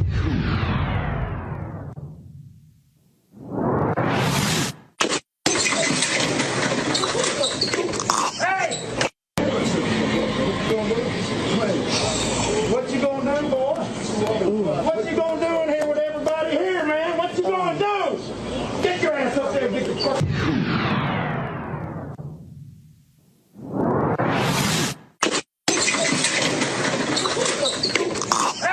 I keep telling y'all, what you gonna do, boy? Get your ass up. You didn't let your mouth. I keep telling, look, folk not gonna just let you say whatever you want to say. I ain't inciting violence. I'm not. All I'm saying is, I'm telling you, if these folk stand up here and they keep saying crazy stuff, ass whippings are going to follow. That was a much deserved one. I'm glad that he got that hit in, because after I heard boy, I was saying to myself, oh boy, he's about to get hit. No, here's another one. Here's another one. It was a Trump rally, and my man in the red ran up against the wrong brother. Watch this. Hey!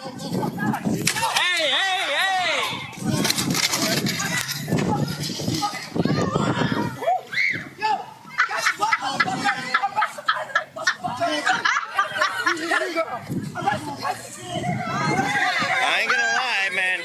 She just got. Hey!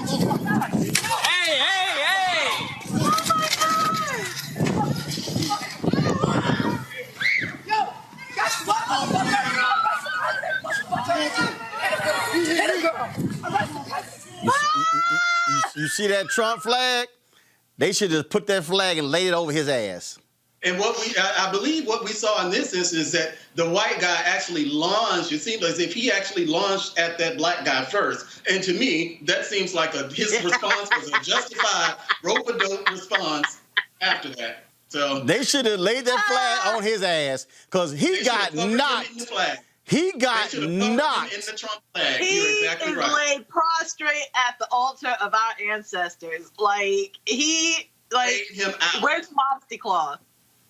Again, Mustafa, look, I'm not trying to incite violence, but what I am saying, Mustafa, they keep rolling up against the wrong black people. Black people, that brother in that video we showed, the brother in the convenience store, brother was saying, I ain't trying to go there. I ain't trying to go there. I ain't trying to go there. I want to mind my business. But then he said, boy, the brother, y'all remember the video? Watch the video. The brother stood there. He stood there. He was like, let me do it. Let me show DL. Let me go back to DL again. Here's DL. I got this from DL Hughley's timeline. So I'm just trying to show y'all. The brother was like, What you gonna do, I'm gonna be calm. Let me turn my back. Let me turn. Let me pick up my item. I'm right there. Get your ass up there. Right there. See? Mustafa, I'm showing this for a reason. Black people are not trying to fight people. But your ass crossed that line, stuff gonna happen. Well, Trump got folks believing that it is 1940, 1950, 1960 again. And that's not the reality that we are living in. You know, we are free Black folks. And if you roll up on us, in the words of Fridays, you got knocked out. I'm just trying to tell these people, stop. We showed a video a few weeks ago. They in a store. Black woman trying to be calm. White woman kept messing with her. She kept pushing. Then she's called nigga. Sister said, call me nigga one more time. And the white woman went, nigga. And then she began to pummel her ass. And then she was whooping her. I told you, don't call me that. Kelly, look, I'm warning. Look, don't let Trump get your ass whooped.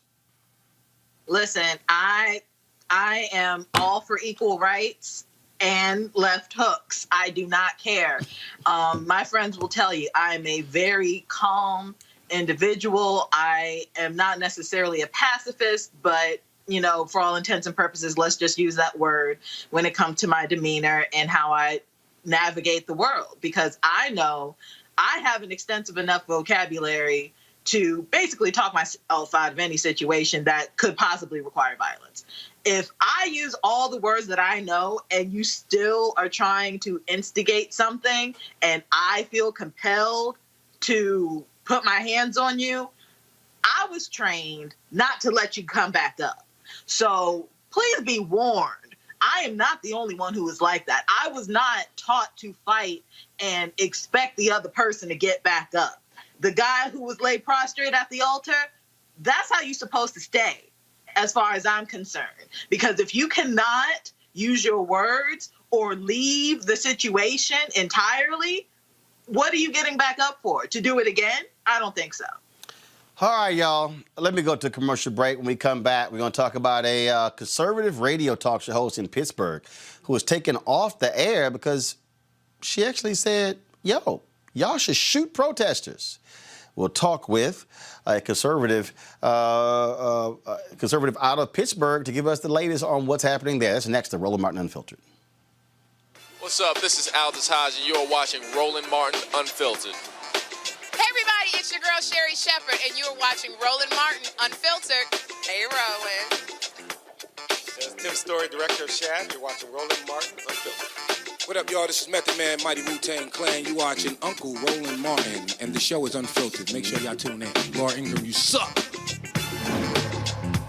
As our community comes together to support the fight against racial injustice, I want to take a second to talk about one thing we can do to ensure our voices are heard. Not tomorrow, but now. Have your voices heard in terms of what kind of future we want by taking the 2020 census today at 2020census.gov? Now, folks, let me help you out. The census is a count of everyone living in the country. It happens once every 10 years. It is mandated by the U.S. Constitution. The thing that's important is that the census informs funding, billions of dollars, how they are spent in our communities every single year. I grew up in Clinton Park in Houston, Texas, and we wanted new parks and roads and a senior citizen center. Well, the census helps inform all of that and where funding goes. It also determines how many seats your state will get in the U.S. House of Representatives. Young black men and young children of color are historically undercounted, which means a potential loss of funding for services that helps our community. Folks, we have the power to change that. We have the power to help determine where hundreds of billions in federal funding go each year for the next 10 years. Funding that can impact our community, our neighborhoods, and our families and friends. Folks, responses are 100% confidential and can't be shared with your landlord, law enforcement, or any government agency. So please take the 2020 census today. Shape your future. Start at 2020census.gov.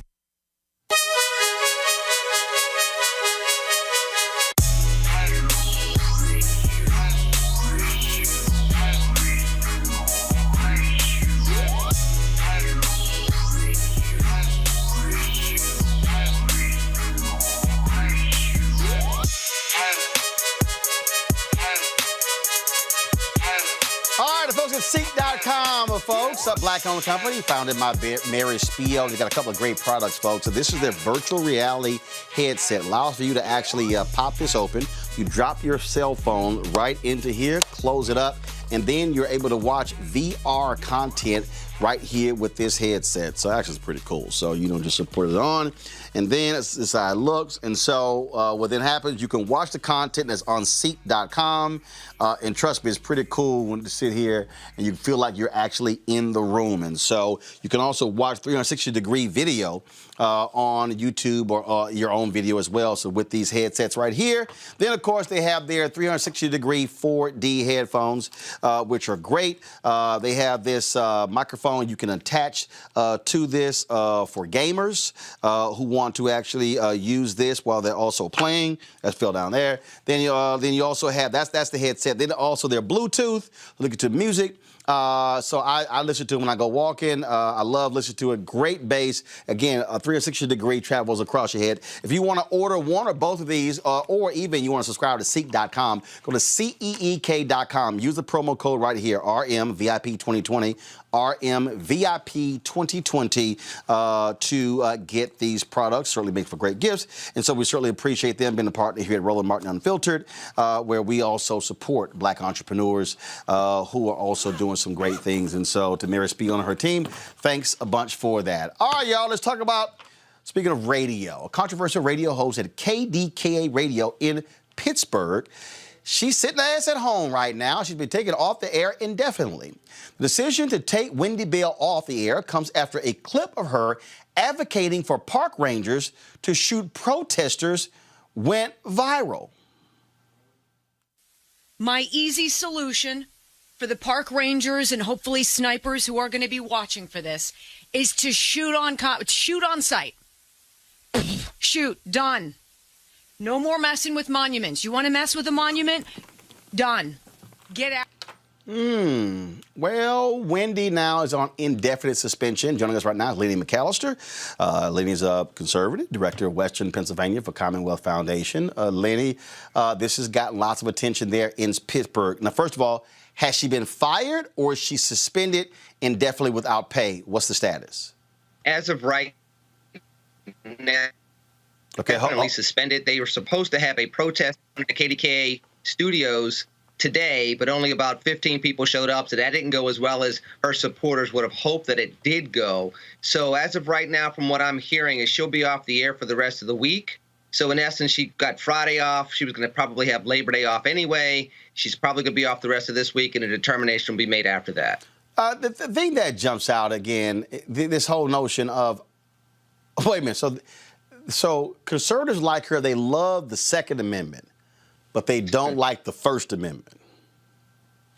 Or due process or anything else that comes with those Bill of Rights. And the shocking thing about that, Roland, is I did my shows at KDKA from that same microphone when I was a host on KDKA not that long ago.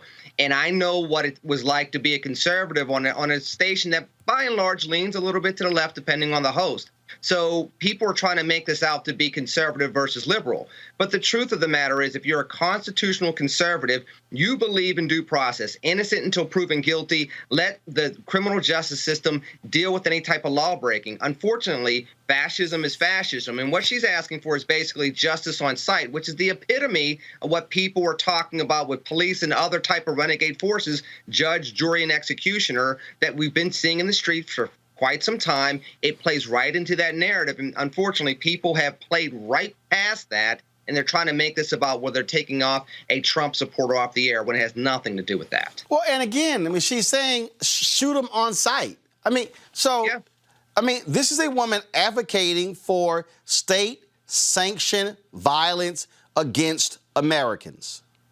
without due process, which is a constitutional right for every single American citizen, regardless of how guilty or how much in the act you are caught. Again, let's not talk about all the different assailants that have been caught after committing violent crimes. Here in Pennsylvania, Eric Frein had killed 2 police officers, 2 state troopers, and was brought in, unmarked. He's in a jail cell right now, went through the criminal justice system, was found guilty. We have plenty of cases like that. But then when you have this as an advocacy, something that's being said, and again, she said stuff similar to this in some instances on her personal Facebook page. But to say this in the KDKA studio, which is supposed to be the quote unquote voice of Pittsburgh, a radio station that's the oldest in North America, and to advocate for this type of violence, it's un-American and it's uncalled for, and I'm glad she's off the air. You have folks who despise protesters. We've heard this sort of language before. And again, you have this. It amazes me when I hear conservatives, especially those on Fox News and conservative radio talk show hosts, love talking about, the victimization of black people. These are some of the biggest people who swear they're victims. I'm being attacked because I'm conservative or I'm Republican or I support Trump. No, you literally looked into the camera and said, take them out. Shoot protesters. Yeah, it's unfortunate. That's on her. That's on her. Yeah. And as you well know, Roland, there's a lot of conservatives that hate the victimization of black America, and they'll say that black people feel like they're too victimized, et cetera, et cetera. But the very first card they play in a debate is, I'm being victimized because I'm a conservative. This is part of the card that's being played right now with some of her supporters online, and it's just egregious, and it's you have a responsibility. We all know this on the air. We have a responsibility to speak a certain way. You can be provocative. You can push the envelope. You can say things that other people may not say in order to get them to think. But you cannot advocate for violence. And if you're a constitutional conservative, you are never supposed to be able to talk outside the realms of the Constitution, because that's when you start getting into the extra-American things. That's when you start talking about socialism, communism, or fascism. And it's amazing how in these modern times, even with somebody like Wendy Bell, my fascism is fine, your fascism is un-American. Because that's basically what she's saying, and a lot of what her supporters are saying right now. And I say none of the fascism is right. Either we have a constitution or we don't. And that's exactly why people are protesting in the streets today. She should be off the air. Let's see if they actually take her off it completely. We'll see. All right, Lynn McAllister, we appreciate it. Thanks a lot. Thank you. God bless. Appreciate it. Kelly, should she come back on the air? No. What she did was unconstitutional, period. This isn't about, like you said, this is not about political party lines. This is about you literally violating your own protection, being the First Amendment. Basically, you can say almost whatever you want under First Amendment protections, but for inciting violence, and that's exactly what she did.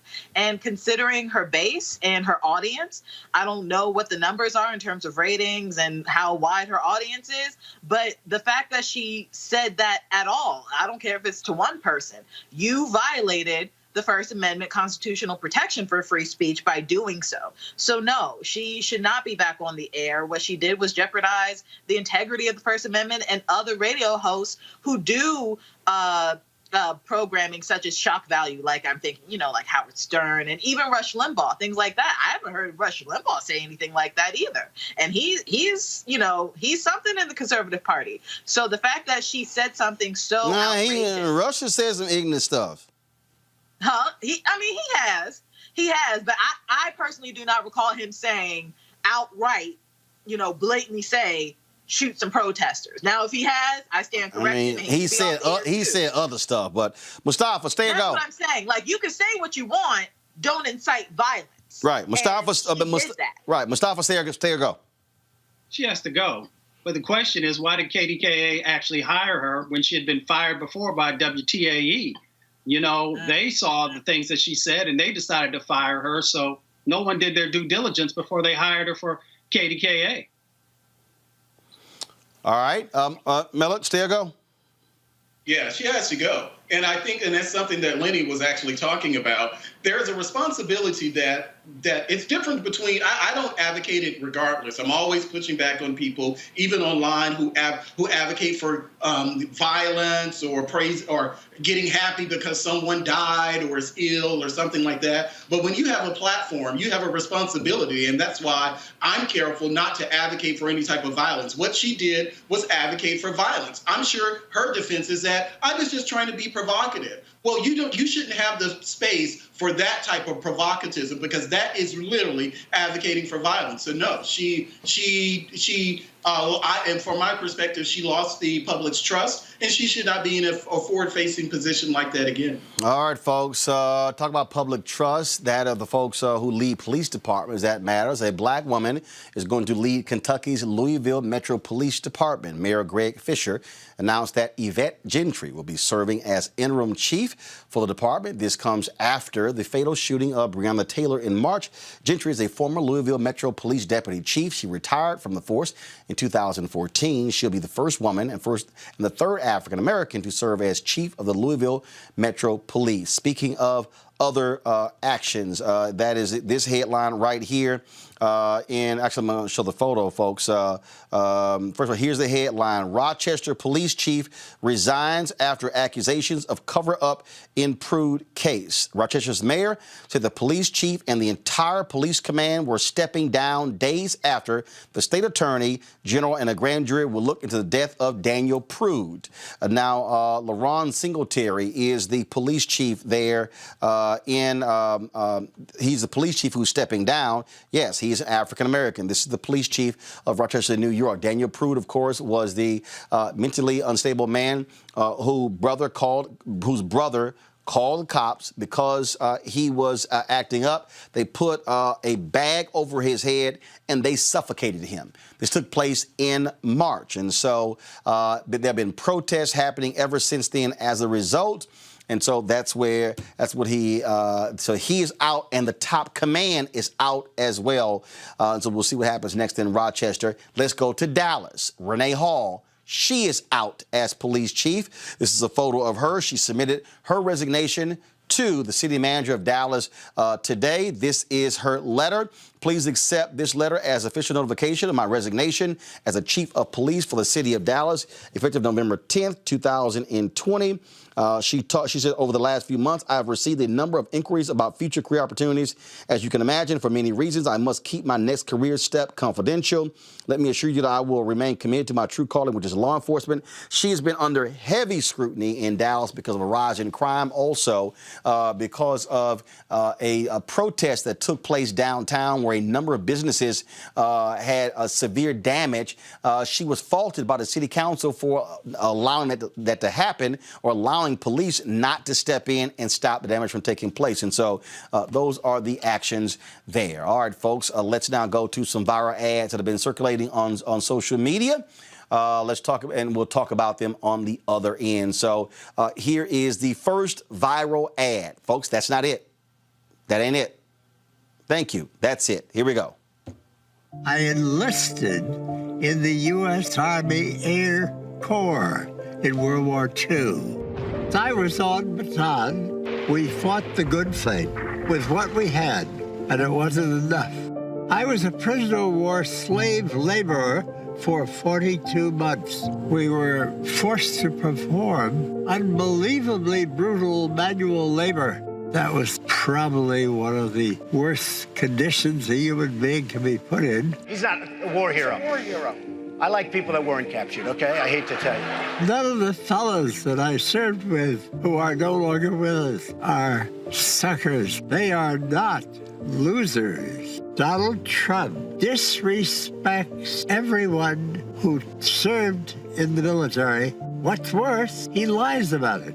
We need to vote Donald Trump out of office. And we need to vote out any politicians if they continue to support Donald Trump.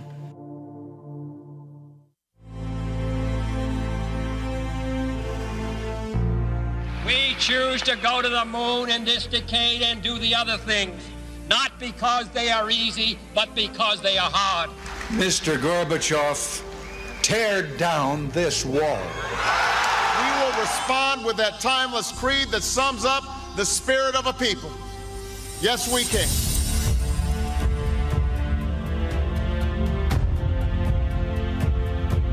Let me say I take full responsibility for my own actions and for those of my administration. Where mistakes have been made, the responsibility rests with me. The buck stops with me.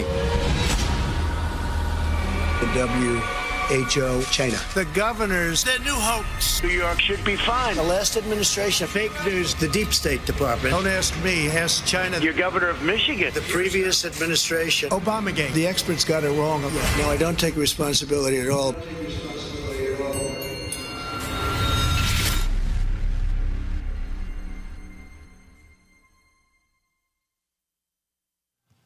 Nobody knows the system better than me. Does DJT have NPD? Can you handle it? I don't think so. Some of the best minds in psychiatry have claimed publicly that President Donald J. Trump suffers from narcissistic personality disorder. I'm the best in business. I'm sexually the best. They're talking about penis sizes. No empathy. Everything has to refer to me. He's paranoid. But why trust the experts when you can examine him yourself? According to the Diagnostic and Statistical Manual of Mental Disorders, those with narcissistic personality disorder exhibit the following traits: an exaggerated sense of self-importance, The one that matters is me. a preoccupation with fantasies of unlimited success, I've been very successful. Everybody loves me. power, I have the right to do whatever I want as president. brilliance, Putin did call me a genius. beauty, or ideal love. And when you're a star, they let you do it. You can do anything. Whatever you want. Grab them by the The belief that they are special I am the chosen one. and should associate with only other high-status people. This has been in particular a great friendship. Those with NPD require excessive admiration, It was the biggest standing ovation since Peyton Manning won the Super Bowl. are interpersonally exploitative. I love Mexican people. I've had thousands of Mexicans working for me. They show contemptuous behaviors, I don't know what I said. have a sense of entitlement, I'm really rich. and lack empathy. 1,000 Americans are dying a day. It is what it is. So you tell me, do you think DJT has NPD?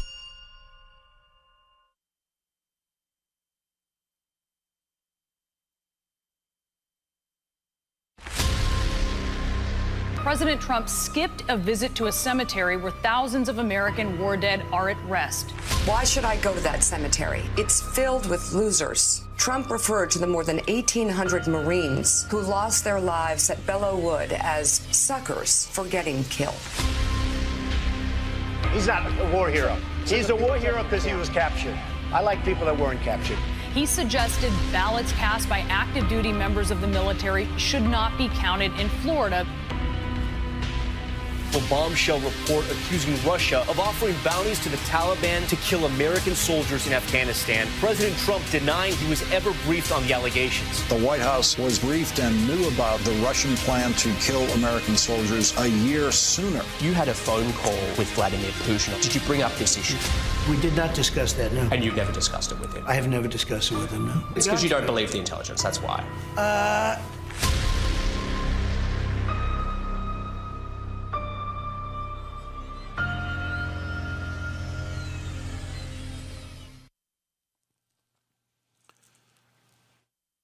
Folks, 55 days until Election Day, November 3rd. Of course, we need to want you to make sure that you are registered to vote. I got a text message over the weekend from someone out of Houston who watches our show. He said, "Thank God for your show." He said, "I was registered. I actually have a registration card.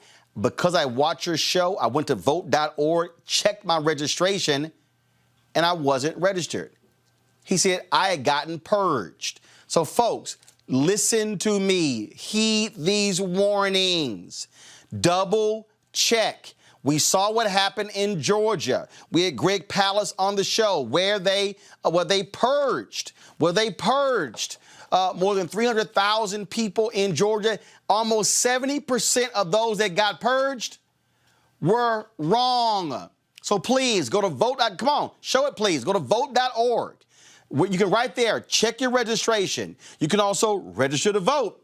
You can vote by mail. You can also fill out the 2020 census form.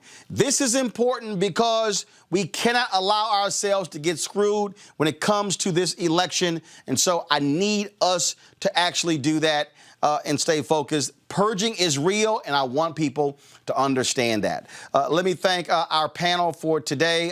Kelly, thank you so very much. Mustafa, Melik as well, thank you for being with us. We're going to keep pushing this. People, get registered, check your registration. We don't want there to be any drama. All right, y'all, Friday, we, of course, had our anniversary. Friday marked our second anniversary of Roland Martin Unfiltered. And so what we wanted to do, we wanted to have a throwback. So I have a throwback for you, okay, on the show. And so and you see, we'll be running the various folks, celebrities who gave us shout outs, things along those lines. But y'all might remember this is one of the best of Roland Martin Unfiltered. Roll it.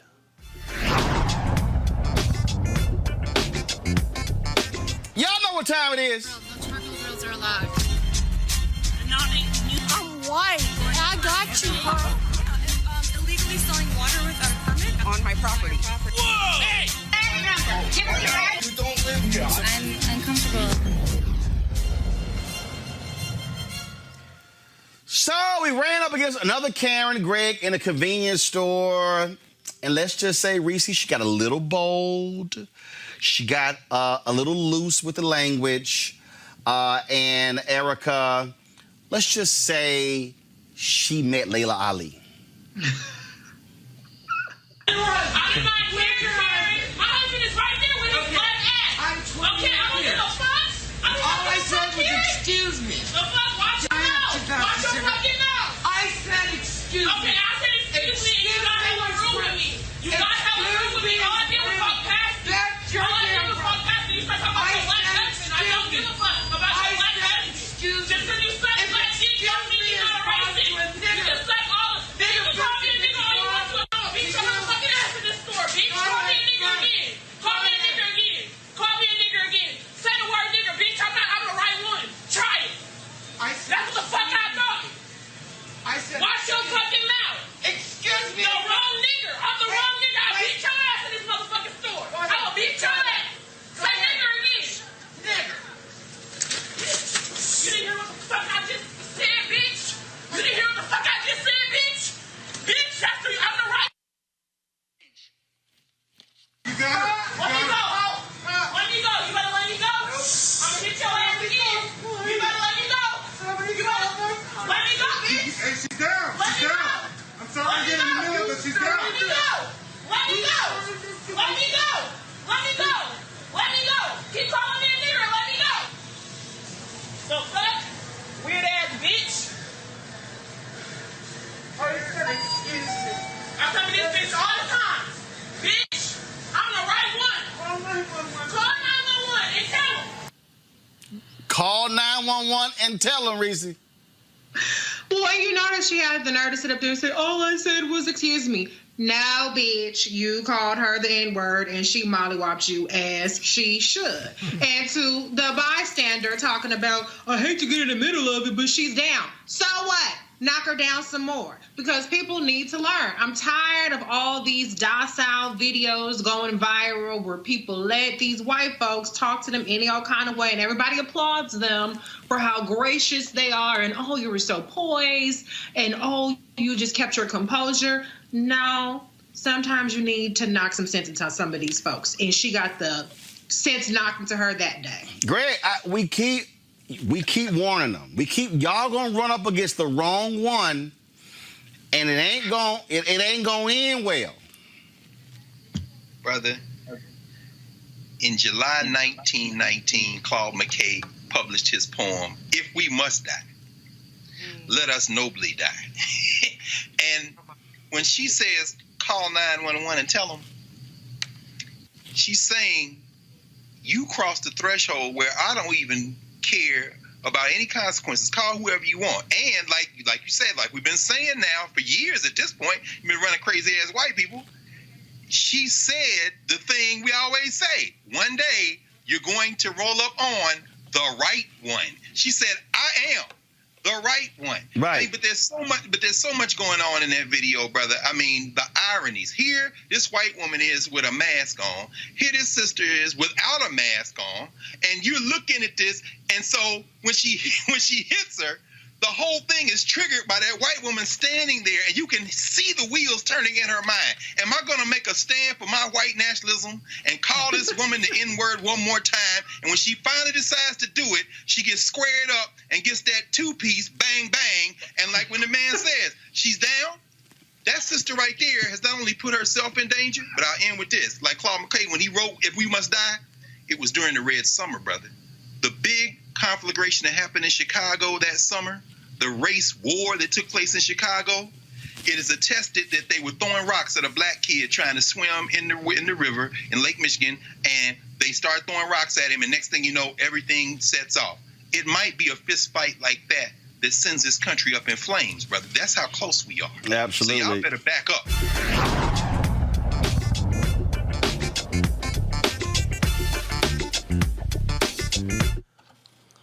All right, shout out to Keenan White and our digital team for pulling together the best of Roland Martin Unfiltered. We're going to be showing that each and every single day this week, and so we looking forward to that as well. So out of all the people on the team, Keenan has actually been with me the longest.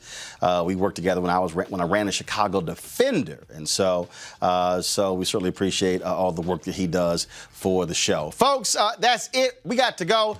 We hope you enjoyed Roland Martin Unfiltered. We have done some great stuff. Really looking forward to beginning our third year. We want to thank all of you for joining us as well. If you want to join our Bring the Funk fan club, this is what you got to do. Simply go to our Cash App, $RM Unfiltered, paypal.me/R Martin Unfiltered, Venmo.com is /RM Unfiltered. You can also send a money order to New Vision Media, NU Vision Media Inc., 1625 K Street Northwest, Suite 400, Washington, D.C., 2006. Of course, our goal by the end of the year is to get 20,000 of our fans to join our Bring the Funk fan club. If you're watching us on YouTube, you can give right there as well. Our goal is to get folks to give $50 each. Comes out to $4.19 a month, 13 cents a day for you to support what we do here at Roland Martin Unfiltered. So your dollars make it possible for us to be able to build and grow, and that's what we're all about. We've had a heck of a 2 years, and we look forward to having a great third year. Don't forget, vote.org, ticket registration, fill it out, or to get your mail-in ballot. Also, 2020census.gov, fill it out, because our dollars matter as well. Folks, I shall see you tomorrow.